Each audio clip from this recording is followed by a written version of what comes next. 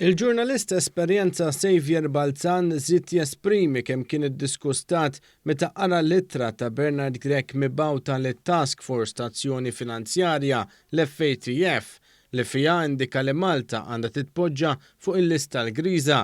Balzan li ilu snin jirrapporta u jenalizza żviluppi politiċi u ġrajiet kurrenti qal li jissuspetta li wara l-ittra hemm id-daqqa ta' Richard Kakija Caruana.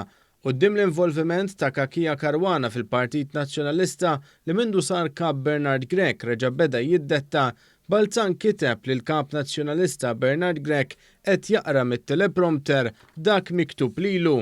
Intant l-editorjal tal-Malta Today jinnota wkoll li f'mument daqstant sensittiv Bernard Grech għażel li jkun immatur u mifni fit-tribaliżmu. L-editorjal stqar kif din l-ittra komplet tikxef l-immaturità politika ta' Grech li f'mument sensittiv għażel li jħalli t-tribaliżmu politiku jmexxih anke għad-detriment ta' pajjiżna.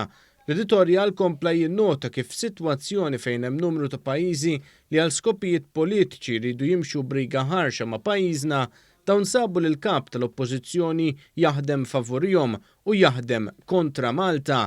L-editorjal kompla jinnota kif Bernard Grech kien imur ħafna aħjar kieku prova jkun ta' sosten għal pajjiżna lokalment milli jaħdem kontrih barra minn xtutna permezz ta' ittra mqabbla ma' postcard minn mexxej mifni fit-tribaliżmu politiku.